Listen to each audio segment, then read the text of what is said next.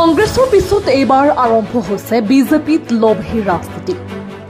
মহামায়া মণ্ডল বিজেপিৰ সভাপতিৰ বিৰুদ্ধে ধনৰ বিনিময়ত বুথ সমিতিৰ সভাপতি গঠনৰ অভিযোগক খুদ বিজেপি দলৰে একাংশ কৰ্মী। সমাগত পঞ্চায়ত নিৰ্বাচনক কেন্দ্ৰ কৰি প্ৰতিটো ৰাজনৈতিক দলে নিজৰ দলীয় ভেটি শক্তিশালী কৰাত ব্যস্ত হৈ পৰিছে।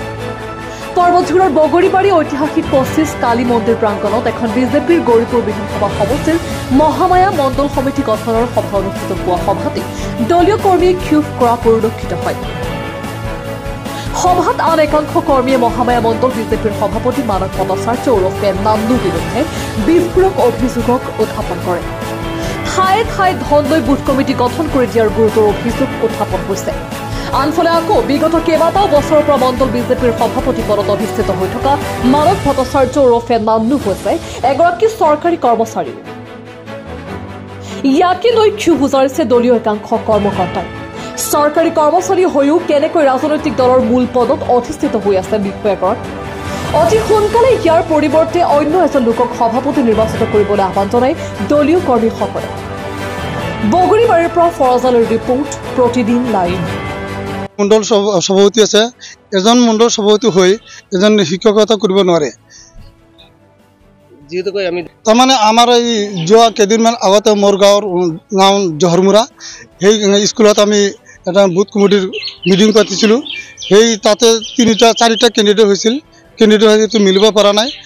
তাৰপিছত 4জন লৈ পেলাই সিহঁতক ক'লে আমি ডিষ্ট্ৰিক্টত পঠাই দিম। কিন্তু দেখা পালোঁ যে আমি সেই সিহঁতক মিটিং দি কথা কৈ পেলাই সি পইচা লৈ পেলাই তাৰ বেলেগ একজনক বুথ কমিটি প্ৰেচিডেণ্ট গঠন কৰি দিলে। আমি অনুমান জানিব পাৰিছোঁ, কাৰণ সিহঁতে মই বহুতো ফোন কৰিছোঁ সিহঁতে ফোন কেতিয়াবা ৰিচিভ কৰিছে, বেছিভাগ সংখ্যক ৰিচিভ কৰা নাই। সিহঁতে কৈ আছে মিটিং দিম কৈ পেলাই তাৰপিছত আমি পিছত লগ পালোঁ যে সিহঁতক কমিটি গঠন কৰি দি লৈ আহিছে। আজিকালি ভাৰতীয় জনতা পাৰ্টিত মানে বুথ কমিটি বনাওঁতে পইচা লেনদেন হয় নেকি?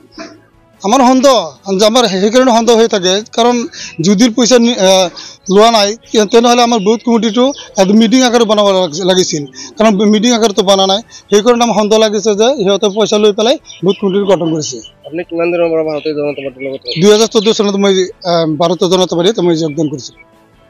কি ক'ব যিহেতু পইচা লেনদেন হৈছে বুথ কমিটি?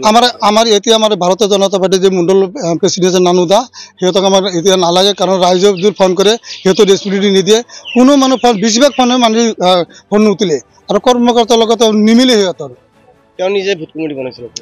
তেওঁ নিজেই বুথ কমিটি বনাইছে ঘৰত বহি পেলাই। আপুনি ক'ব খোজে নেকি ধনৰ বিনিময়ত? সিহঁতে আমি জানো যে সন্দেহ লাগছে যে পুৰা ডাউটফুল আমাৰ যে সিহঁতে পইচা লৈ পেলাই বুথ কমিটি বনাই দিছে।